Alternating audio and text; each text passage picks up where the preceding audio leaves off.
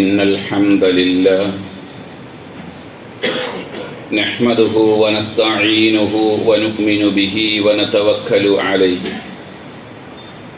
ونعوذ بالله من شرور أنفسنا ومن سيئات أعمالنا من يهده الله فلا مضل له ومن يضلل فلا هادي له وأشهد أن لا إله إلا الله وحده لا شريك له له الملك وله الحمد وهو على كل شيء قدير وأشهد أن محمدا عبده ورسوله اللهم صل على محمد وعلى آل محمد كما صليت على إبراهيم وعلى آل إبراهيم وبارك على محمد وعلى آل محمد كما باركت على إبراهيم وعلى آل إبراهيم إنك حميد مجيد يا أيها الذين آمنوا اتقوا الله حق تقاته ولا تموتن إلا وأنتم مسلمون أما بعد فإن خير الكلام كلام الله وخير السنن سنن محمد صلى الله عليه وسلم وشر الأمور محدثاتها وكل محدثة بدعة وكل بدعة ضلالة وكل ضلالة في النار أعوذ بالله من الشيطان الرجيم بسم الله الرحمن الرحيم هو الذي جعل الشمس ضياء والقمر نورا وقدره منازل لتعلموا عدد السنين والحساب ما خلق الله ذلك إلا بالحق يفصل الآيات لقوم يعلمون. പ്രപഞ്ച സൃഷ്ടാവായ അല്ലാഹുവിൻ്റെ വിധിവിലക്കുകളും നിയമനിർദ്ദേശങ്ങളും ജീവിതത്തിൻ്റെ എല്ലാ മേഖലകളിലും പ്രത്യേകിച്ച് നമ്മുടെ രഹസ്യ ജീവിതങ്ങളിൽ സൂക്ഷിച്ച് പാലിച്ച് ജീവിക്കുകയും അല്ലാഹുവിൻ്റെ തൃപ്തിയും പൊരുത്തവും നേടുന്ന നല്ലവരായ അടിമകളാകാൻ നാം പരമാവധി പരിശ്രമിക്കുകയും അതിനുവേണ്ടി പ്രാർത്ഥിക്കുകയും ചെയ്യുക. അല്ലാഹു തആല നമ്മെ അത്തരത്തിലുള്ള മുത്തഖീങ്ങളുടെ കൂട്ടത്തിൽ ഉൾപ്പെടുത്തി അനുഗ്രഹിക്കുമാറാകട്ടെ.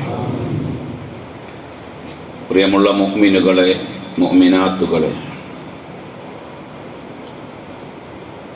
പുതിയ ഒരു ഹിജറ വർഷത്തിലാണ് നമ്മൾ ഉള്ളത്.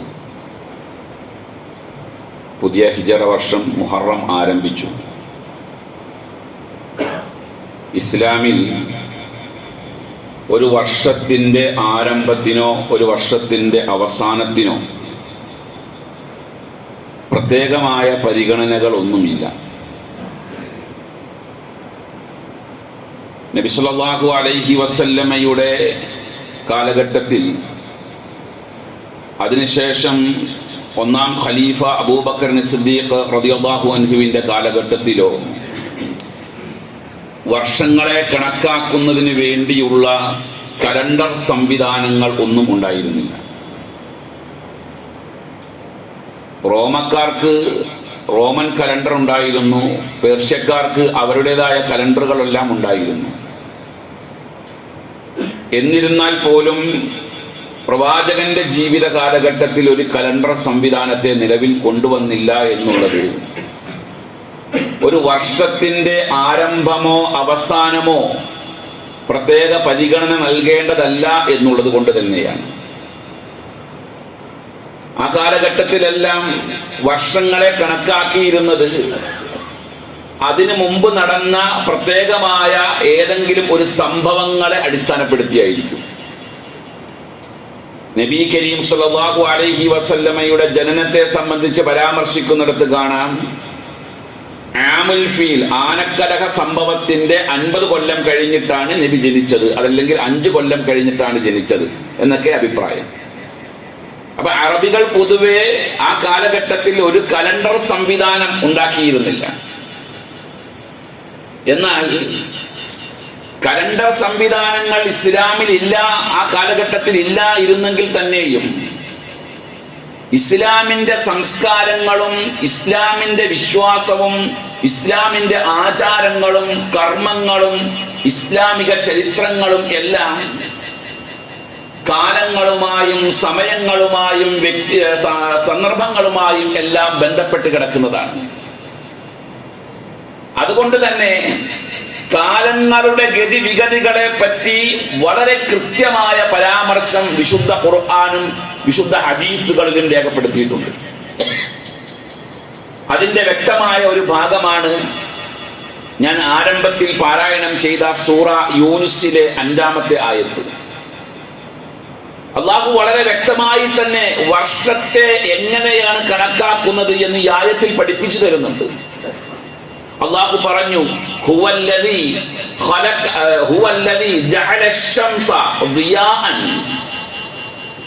അവൻ സൂര്യനെ പ്രകാശമാക്കി, വൽ ഖമറ നൂറ, ചന്ദ്രനെ ശോഭയുമാക്കി. എത്ര വലിയ അർത്ഥവത്തായ വാക്കുകളാണ് അത് രണ്ടെന്ന് ചിന്തിച്ചു നോക്കിയിട്ടുണ്ടോ? സൂര്യനെ പ്രകാശമാക്കി എന്ന് പറഞ്ഞ് അതേ സ്ഥാനത്ത് അള്ളാഹു പറഞ്ഞത് ചന്ദ്രനെ അവൻ ശോഭയാക്കി എന്നാണ്. കാരണം ചന്ദ്രനെ സംബന്ധിച്ച് ചന്ദ്രൻ മറ്റൊന്നിന്റെ പ്രകാശത്താൽ ശോഭിക്കുന്നതാണ്, സൂര്യനോ സ്വയം പ്രകാശിക്കുകയും ചെയ്യുന്നതാണ്. അപ്പോൾ സ്വയം പ്രകാശിക്കുന്ന സൂര്യനെ സംബന്ധിച്ച് അല്ലാഹു ദിയാ എന്ന പ്രയോഗം നടത്തി. എന്നാൽ ഒരു പ്രകാശം വന്ന് പ്രതിഫലിച്ച് ശോഭയുണ്ടാകും എന്നുള്ളത് കൊണ്ട് തന്നെ ചന്ദ്രനെ അല്ലാഹു നൂറ് എന്നാണ് അവിടെ പറഞ്ഞത്. ഇത് രണ്ടും അല്ലാഹു വഖദ്ദറഹു മനാസില, ഇവയ്ക്ക് കൃത്യമായ രാശികളും അല്ലാഹു നിശ്ചയിച്ചു. അപ്പോൾ സൂര്യന് പ്രകാശമാക്കി, ചന്ദ്രനെ ശോഭയുള്ളതാക്കി, ഇവയ്ക്കെല്ലാം അല്ലാഹു തആല കൃത്യമായ രാശികൾ, സഞ്ചരിക്കാനുള്ള ഭ്രമണ പദങ്ങളെ അല്ലാഹു സംവിധാനിച്ചു. എന്തിനു വേണ്ടിയാണ്? അല്ലാഹു പറഞ്ഞു, ലിതഅലമു അദദസ്സിനീന വൽ ഹിസാബ്, നിങ്ങൾക്ക് വർഷത്തിന്റെ കണക്കുകൾ എണ്ണവും അറിയാൻ വേണ്ടിയാണ്. വർഷത്തിന്റെ എണ്ണങ്ങളും അതേപോലെ കണക്കുകളും അറിയാൻ വേണ്ടി സൂര്യനെയും ചന്ദ്രനെയും അല്ലാഹു പ്രത്യേകമായ സംവിധാനത്തിൽ സൃഷ്ടിച്ചു എന്ന് പറയുമ്പോൾ ഈ ആയത്തിന്റെ പശ്ചാത്തലം നമ്മെ പഠിപ്പിക്കുന്നുണ്ട്. ഇസ്ലാം ഇവിടെ ഏതൊരു ആദർശത്തെ പഠിപ്പിക്കുന്നോ ആ ആദർശം വളരെ വ്യക്തമായ ആദർശമാണ് എന്ന് അല്ലാഹു പറയുന്നു. അതിനോട് ചേർന്ന് മാ ഖലഖല്ലാഹു ദാലിക ഇല്ലാ ബിൽ ഹഖ്, അല്ലാഹു ഇത് സൃഷ്ടിച്ചത് കൃത്യമായ രീതിയിൽ തന്നെയാണ്, വെറുതെ തോന്നിയതുപോലെ സൃഷ്ടിച്ചതല്ല.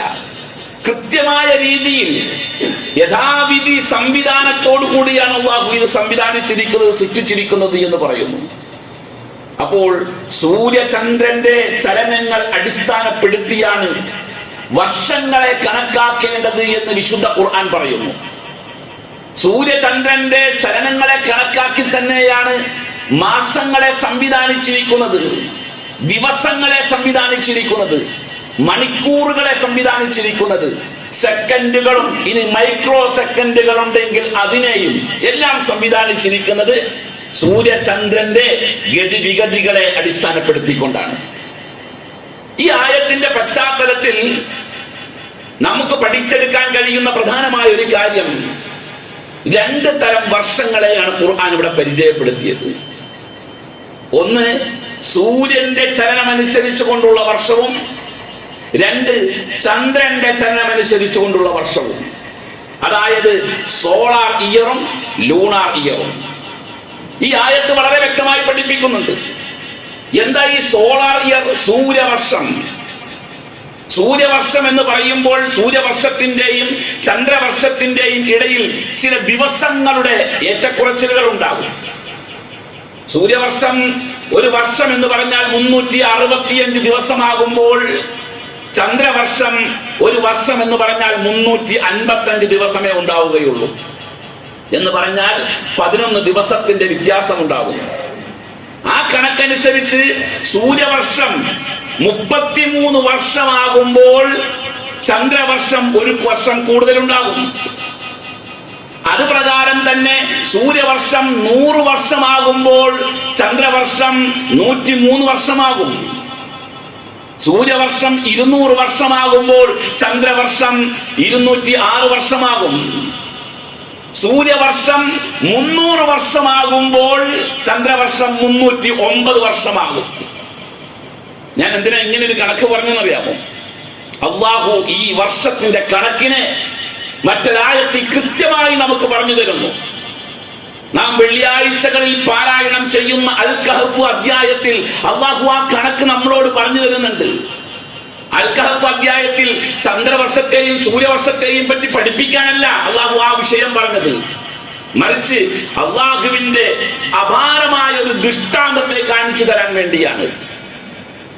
എഴുന്നേറ്റ് നിന്ന് ഞങ്ങളുടെ റബ്ബ് അള്ളാഹു മാത്രമാണെന്ന് പ്രഖ്യാപിച്ച ഏതാനും യുവാക്കളെ അള്ളാഹു തആല ഗുഹയിൽ ഉറക്കിക്കിടത്തി. കഹഫിൽ ഗുഹയിൽ ഉറക്കിക്കിടത്തിയ സംഭവം വിശദീകരിക്കവേ അവർ എത്ര വർഷം ഉറങ്ങി എന്ന് അള്ളാഹു പറയുന്നുണ്ട് ഖുർആനിൽ. വലബിസു ഫീ കഹഫിഹിം 300 സിനീന വസ്ദാദു 9. മാഷാ അല്ലാഹ്. അള്ളാഹു പറഞ്ഞ രീതി കണ്ടില്ലേ? അവർ ആ ഗുഹയിൽ താമസിച്ചു ഉറങ്ങിക്കിടന്നു. എത്ര കൊല്ലം? 300 സിനീന, 300 വർഷം. വസ്ദാദു 9, 9 കൊല്ലം കൂടുതലും. എന്തിനാ അങ്ങനെ രണ്ട് കണക്ക് പറഞ്ഞത്? 300 കൊല്ലം എന്നുള്ളത് സൂര്യവർഷ കണക്ക് പ്രകാരവും 309 കൊല്ലം എന്നുള്ളത് ചന്ദ്രവർഷ കണക്ക് പ്രകാരവുമാണ്. അപ്പൊ ഇസ്ലാമിനെ സംബന്ധിച്ച് ഒരു കലണ്ടർ സംവിധാനത്തെ നിലവിൽ കൊണ്ടുവന്നിട്ടില്ലായിരുന്നെങ്കിലും ഇസ്ലാമിൽ വർഷങ്ങളുടെ കണക്കുകൾ വളരെ കൃത്യമായി തന്നെ ഖുർആൻ നമ്മെ പഠിപ്പിക്കുന്നുണ്ട്. എന്തുമാകട്ടെ, ഈ 2 വർഷങ്ങൾ, അതായത് സോളാർ ഇയർ ആണെങ്കിലും ലൂണാർ ഇയർ ആണെങ്കിലും ഇസ്ലാമിൽ ഈ 2 വർഷങ്ങൾക്ക് 12 മാസം തന്നെയാണ് കണക്ക്. ദിവസങ്ങളിൽ ഏറ്റക്കുറച്ചിലുണ്ടാകാം, പക്ഷേ മാസങ്ങളിൽ വ്യത്യാസമില്ല. അത് അല്ലാഹു വ്യക്തമായി പറഞ്ഞു, ഇന്ന ഇദ്ദത്തശ്ശുഹൂരി ഇൻദല്ലാഹി 12 ശഹ്റ. അല്ലാഹുവിന്റെ അടുത്ത് മാസങ്ങളുടെ കണക്ക് എണ്ണം എത്രയാണ്? 12 ശഹ്റ, 12 ആകുന്നു. എന്ന് മുതലാണ് അത് തുടങ്ങിയത്? 12 കണക്ക് എന്ന് മുതലാണ് തുടങ്ങിയത്? ഫീ കിതാബില്ല, അല്ലാഹുവിന്റെ കിതാബിൽ അത് രേഖപ്പെടുത്തിയതാണ്. എന്ന് മുതൽ യൗമ ഖലഖസ് സമാവാതി വൽ അർദ്, ആകാശഭൂമികളെ സൃഷ്ടിച്ച അന്ന് തന്നെ അല്ലാഹു തീരുമാനിച്ചു വെച്ചിട്ടുണ്ട്. മനുഷ്യനെ സൃഷ്ടിച്ച അന്ന് മുതൽ എന്നല്ല പറഞ്ഞത്, ആകാശഭൂമികളെ സൃഷ്ടിച്ച അന്ന് മുതൽ അല്ലാഹു ഈ സംവിധാനം ഏർപ്പെടുത്തിയിട്ടുണ്ട്. അതിൽ മിൻഹ അർബഅത്തുൻ ഹുറുമുൻ, 4 മാസങ്ങൾ പവിത്രമാണ്. പവിത്രമാസങ്ങളെ സംബന്ധിച്ച് വിശദമായി ചർച്ച ചെയ്യേണ്ടതുണ്ട്. വിഷയം ദീർഘിച്ചു പോകുമെന്നുള്ളത് കൊണ്ട് അതിലേക്ക് പ്രവേശിക്കുന്നില്ല. അപ്പോ മനുഷ്യനെ സംവിധാനിക്കുന്നതിന് മുമ്പ് അല്ലാഹു ആകാശഭൂമികളെ സംവിധാനിച്ചു. അത് സംവിധാനിച്ചപ്പോൾ തന്നെ അല്ലാഹുവിന്റെ റസൂൽ സ്വല്ലല്ലാഹു അലൈഹി വസല്ലം പറഞ്ഞു, ഇന്ന സമാന ഖദ് ഇസ്തദാറക ഹൈഅതിഹി യൗമ ഖലഖല്ലാഹു സമാവാതി വൽ അർദ്.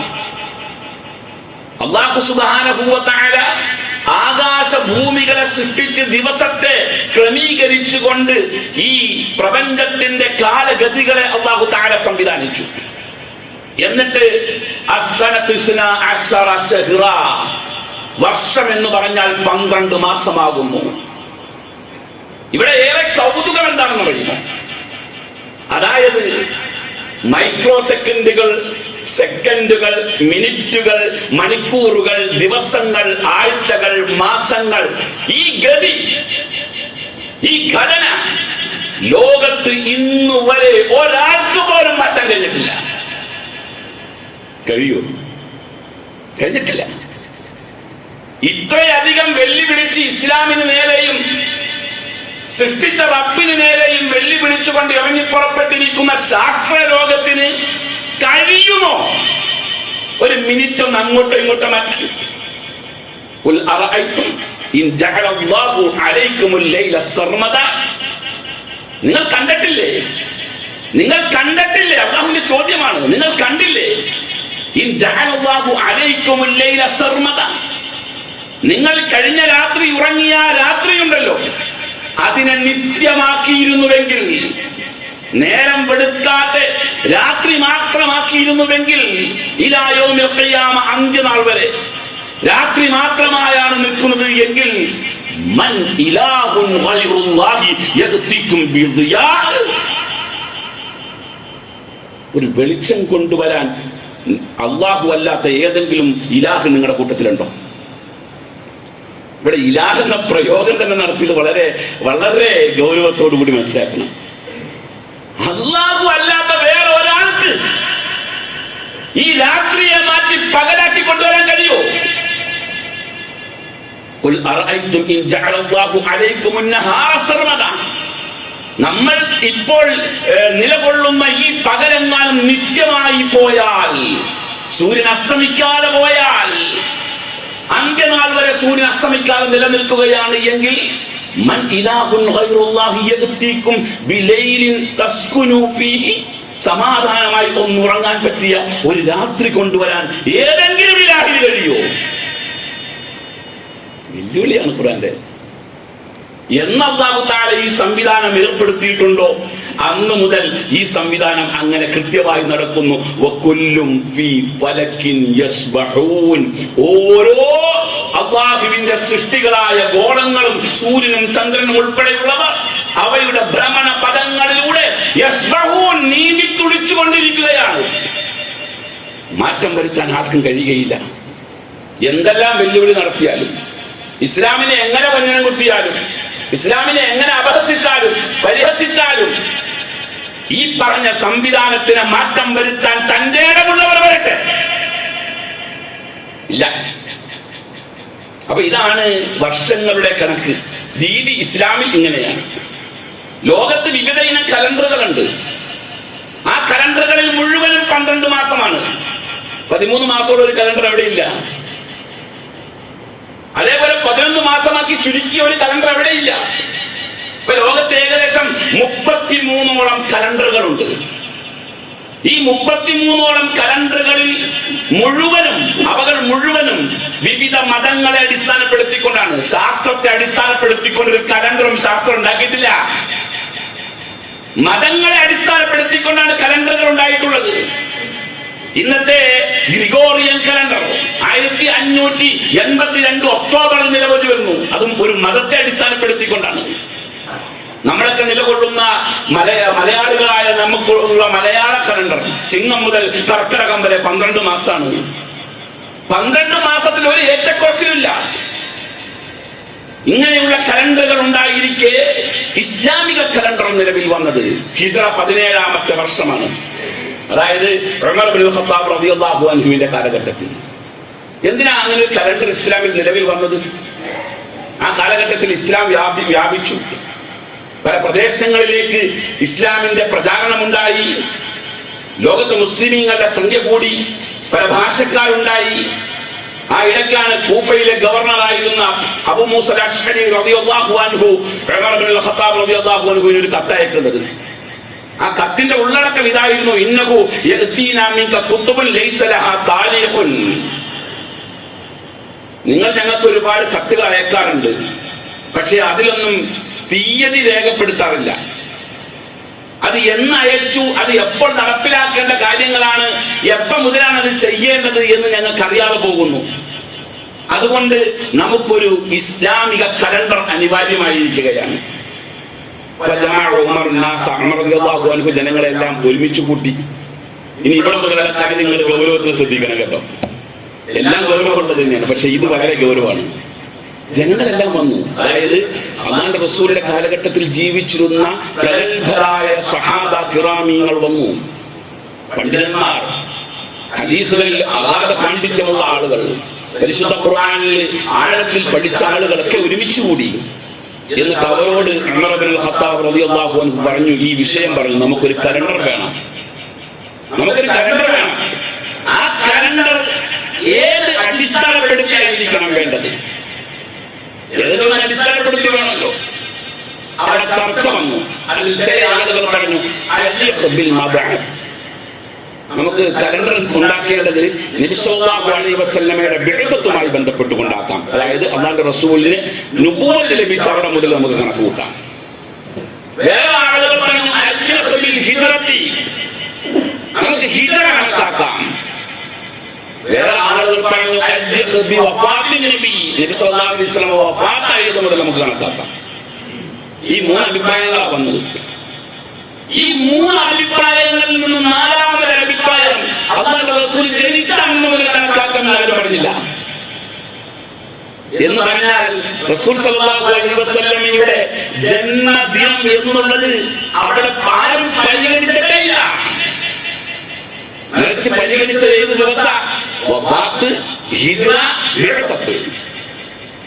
ما عدوا من مبعث النبي صلى الله عليه وسلم ولا من وفاته. ഇമാം ബുഖാരി സഹീഹ് ബുഖാരിയിൽ രേഖപ്പെടുത്തുന്നു, അവർ നബി സല്ലല്ലാഹു അലൈഹി വസല്ലമയുടെ നുബുവത്തും കണക്കിലെടുത്തില്ല, നബി സല്ലല്ലാഹു അലൈഹി വസല്ലമയുടെ വഫാത്തും കണക്കിലെടുത്തില്ല. മറിച്ച് അവർ കണക്കിലെടുത്തത് റസൂൽ സല്ലല്ലാഹു അലൈഹി വസല്ലമയുടെ ഹിജ്റയാണ്. ഹിജ്റ അടിസ്ഥാനപ്പെടുത്തിക്കൊണ്ട് ഒരു ഇസ്ലാമിക കലണ്ടർ ഉണ്ടാക്കാം. അതാണ് അന്നത്തെ ഐക്യകണ്ഠേനയുള്ള തീരുമാനം. ആ തീരുമാന പ്രകാരമാണ് ഇസ്ലാമിക് കലണ്ടർ നിലവിൽ വരുന്നത്. എന്താ ഹിജ്റ കണക്കാക്കാൻ കാരണം? ഹിജ്റ എന്നുള്ളത് വലിയ സംഭവമാണ്. ഹിജ്റ മഹാസംഭവമാണ്. ഹിജ്റ എന്ന് പറഞ്ഞാൽ ഈ ഇരിക്കുന്ന നമ്മുടെ മുസ്ലിം സമുദായത്തോട് ഹിജ്റ എന്ന് പറഞ്ഞാൽ എന്താണെന്ന് ചോദിച്ചാൽ എന്താ മറുപടി ഉണ്ടാകുക? നമ്മുടെ ദീനിന്റെ സംരക്ഷണത്തിന് വേണ്ടി നാട് വിട്ടുന്നേ പറയുള്ളൂ, അല്ലേ? എന്നാൽ ആദർശത്തിന് വേണ്ടി നാട് വിട്ടതിന്റെ പേരല്ല ഹിജ്റ. മറിച്ച് ആദർശത്തിന് വേണ്ടി അവർക്ക് പ്രിയപ്പെട്ടത് മുഴുവൻ വെടിഞ്ഞതിന്റെ പേരാണ് ഹിജ്റ. ഇനി ഒരു തിരിച്ചുപോക്കില്ല എന്നർത്ഥം. നിങ്ങൾ മനസ്സിലാക്കണം, മുഹാജിറുകളും അൻസാറുകളും ഉണ്ട്. അൻസാറുകൾ എന്ന് പറഞ്ഞാൽ മദീനയിലുള്ള ഹിജ്റ പോയ ആളുകളെ സ്വീകരിച്ച ആളുകൾ, അവർക്ക് സഹായം ചെയ്തു കൊടുത്ത ആളുകളാണ് അൻസാറുകൾ. ഈ അൻസാറുകളിൽപ്പെട്ട ഒരാൾ വേണമെങ്കിൽ അയാൾക്ക് മക്കയിൽ പോയി താമസിക്കാം, മക്കയിൽ നിന്ന് വിവാഹം കഴിക്കാം, അവിടുത്തുകാരായി മാറാം. എങ്കിലും അദ്ദേഹം അൻസാർ തന്നെയായിരിക്കും. പക്ഷെ ഒരു മുഹാജിർ അയാൾക്ക് മക്കയിലേക്ക് തിരിച്ചു പോക്കില്ല. മക്കയിൽ പോയി കാണാം, അത്രേ ഉള്ളൂ, അവിടെ താമസമില്ല. അങ്ങനെ എങ്ങാനും സംഭവിച്ചാൽ അദ്ദേഹത്തിന് ആ പദവി നഷ്ടപ്പെടുക. അപ്പൊ മുഹാജിറിന്റെ വലിപ്പം എന്താണ്? മഹാനായ സഅദ് ബിൻ അബീ വഖാസ് റളിയല്ലാഹു അൻഹു മക്ക ഫതഹിലാണ് അദ്ദേഹത്തിന് രോഗം ബാധിച്ചു. രോഗിയായി അദ്ദേഹം വളരെ ശക്തമായി രോഗം ബാധിച്ച് കിടക്കുമ്പോൾ നബി സല്ലല്ലാഹു അലൈഹി വസല്ലം അദ്ദേഹത്തെ സന്ദർശിച്ചു. അല്ലാഹുവിന്റെ റസൂലിനോട് അദ്ദേഹം പറഞ്ഞു, ഇന്നി അർഹബു അൻ അമൂത ഫിൽ അർദി ലദി ഹാജർതു മിൻഹാ. അല്ലാഹുവിന്റെ റസൂലേ, ഞാൻ ഏത് നാട്ടിലാണ് ഹിജ്റ പോയത് ആ നാട്ടിൽ ഞാൻ മരിച്ചു പോകുമോ, അവിടെ കിടന്ന് മരിക്കുമോ എന്ന് എനിക്ക് പേടിയുണ്ട്. സഅദ് ബിൻ അബീ വഖാസ് ആരാ? മക്കക്കാരനാ. സ്വന്തം നാട്ടിൽ കിടന്ന് മരിക്കുമോ എന്ന് എനിക്ക് പേടിയുണ്ട്. നമുക്ക് ആ പേടിയുണ്ടോ? നമുക്ക് നാട് വിടുക എന്ന് പറഞ്ഞാൽ തിരിച്ചെപ്പോഴെങ്കിലും വരാമെന്ന പ്രതീക്ഷയില്ല. ഈ പ്രതീക്ഷയില്ലാത്തവരവർ. അതാണ്ട് റസൂല് പറഞ്ഞു, സഅദേ പേടിക്കണ്ട, അങ്ങനെ സംഭവിക്കില്ല. അല്ലാഹുമ്മ ശ്ഫി സഅദ്, സഅദിനെ അല്ലാഹുവേ ശിഫ കൊടുക്കണേ എന്ന് പ്രാർത്ഥിച്ചു. പ്രാർത്ഥിക്കുക മാത്രമല്ല, ഖലഫൻ നബി സല്ലല്ലാഹു അലൈഹി വസല്ലം അലാ സഅദ് റജുലൻ. നബി സല്ലല്ലാഹു അലൈഹി വസല്ലം ഈ സഅദ് റളിയല്ലാഹു അൻഹുവിന് വേണ്ടി ഒരാളെ ചുമതലപ്പെടുത്തി. എന്തിനാണെന്നറിയാമോ? ഇൻ മാത ബിമക്കത ഫലാ തുദ്ഫിനുഹു ബിഹാ. അദ്ദേഹം എങ്ങാനും അവിടെ വെച്ച് മരണപ്പെട്ടാൽ അവിടെ മറവ് ചെയ്യരുത് എന്ന് നിർദ്ദേശിച്ചുകൊണ്ട് ഒരാളെ ചുമതലപ്പെടുത്തി. ഒരിക്കൽ സഅദ് ബിൻ അബീ വഖാസ് റളിയല്ലാഹു അൻഹു ചോദിച്ചു, നബിയെ, അതക്റഹു ലിർറജുലി അൻ യമൂത ഫിൽ അർളി ലത്തി ഹാജറ മിൻഹാ. ഹിജ്റ പോയ നാട്ടിൽ കിടന്ന് ഒരാൾ മരണപ്പെടുന്നതിനെ അങ്ങ് വെറുക്കുന്നുണ്ടോ? പറഞ്ഞു, അത് ശരിയല്ല, ഞാൻ വെറുക്കുന്നുണ്ട്. അപ്പൊ മുഹാജിർ എന്ന് പറഞ്ഞാൽ ആദർശത്തിന് വേണ്ടി നാട് വിട്ടവർ എന്ന വ്യാഖ്യാനമല്ല വേണ്ടത്. ആദർശത്തിന് വേണ്ടി എന്തും വെടിഞ്ഞവർ, എല്ലാം വെടിയാൻ കഴിഞ്ഞവരാണ് മുഹാജിർ. അദ്ദേഹം റോമക്കാരനല്ല, അദ്ദേഹത്തിന്റെ പിതാവ് റോമയിൽ പോയി ജോലി ചെയ്ത് അങ്ങനെ അവിടെ ജനിച്ചു. അങ്ങനെ അദ്ദേഹത്തിന് റൂമി എന്ന പേരിൽ അറിയപ്പെട്ടതാണ്. അദ്ദേഹം മക്കയിലേക്ക് വന്ന് മക്കയിൽ ഇസ്ലാം മതം സ്വീകരിച്ച് സമ്പാദിച്ച് അദ്ദേഹം ഹിജ്റ പോകുന്ന സമയത്ത് മക്കക്കാർ അദ്ദേഹത്തെ തടഞ്ഞു വെച്ചു. കുടുംബക്കാരൊന്നും ഇല്ല അവിടെ, കുടുംബക്കാരുള്ള ആളുകൾക്കാണ് സംഘർഷം ഉണ്ടായത്. തടഞ്ഞു വെച്ചു. ആ തടഞ്ഞു വെച്ച സമയത്ത് മക്കക്കാർ പറഞ്ഞു,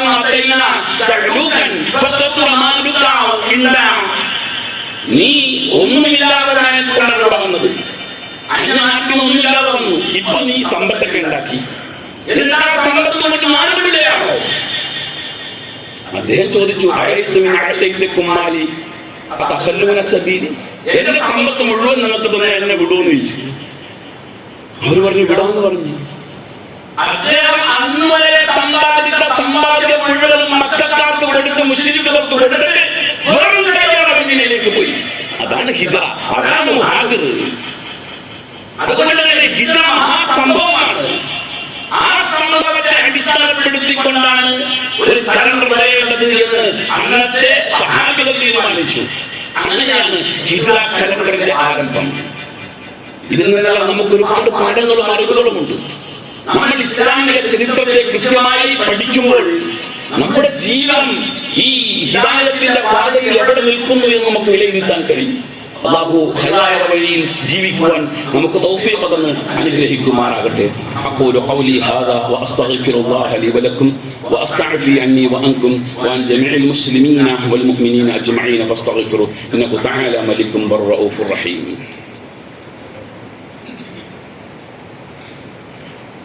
അൽഹംദുലില്ലാഹി റബ്ബിൽ ആലമീൻ വൽആഖിബത്തു ലിൽ മുത്തഖീൻ വലാ ഉദ്വാന ഇല്ലാ അലൽ ളാലിമീൻ وأصلي وأسلم على أشرف المرسلين وعلى آله وصحبه أجمعين أما بعد فاتقوا الله عباد الله. അല്ലാഹുവിനെ തഖ്വ ചെയ്ത് ജീവിക്കണമേ എന്ന് ഒരിക്കൽ കൂടി വസിയത്ത് ചെയ്യുകയാണ്. പ്രിയമുള്ള സഹോദരങ്ങളെ, ഹിജ്റ വർഷത്തെ ഏത് മാസം കൊണ്ട് ആരംഭിക്കണം എന്നുള്ള ചർച്ചയിൽ അവർക്ക് തർക്കമില്ലായിരുന്നു. അത് മുഹറം കൊണ്ട് ആരംഭിക്കണം എന്നുള്ളത്. നബി സല്ലല്ലാഹു അലൈഹി വസല്ലം ഹിജ്റ പോയത് മുഹറം മാസത്തിലല്ല. പക്ഷേ മുഹറം കൊണ്ട് ആരംഭിക്കണം എന്ന വിഷയത്തിൽ സഹാബികൾക്ക് തർക്കമില്ല. കാരണം ഹിജ്റ ഒരു വിമോചനമായിരുന്നു. വിമോചനങ്ങളുടെ ചരിത്രം മുഴുവൻ പറയുന്ന ഒരു മാസമാണ് മുഹറം. മൂസാ അലൈഹിസ്സലാമിനെ ഫിർഔനിന്റെ ആ കിരാതമായ കരങ്ങളിൽ നിന്ന് രക്ഷപ്പെടുത്തിയ മാസം എന്ന നിലയിൽ മുഹറത്തിന് ഒരു പവിത്രത അന്നത്തെ മദീനക്കാർ നൽകിയിരുന്നു. അവർ നോമ്പെടുത്തിരുന്നു. അപ്പോൾ ഹിജ്റ വർഷം എന്ന് പറയുമ്പോൾ അതൊരു നിസ്സാര കാര്യമായിട്ട് നാം കണക്കാക്കേണ്ട.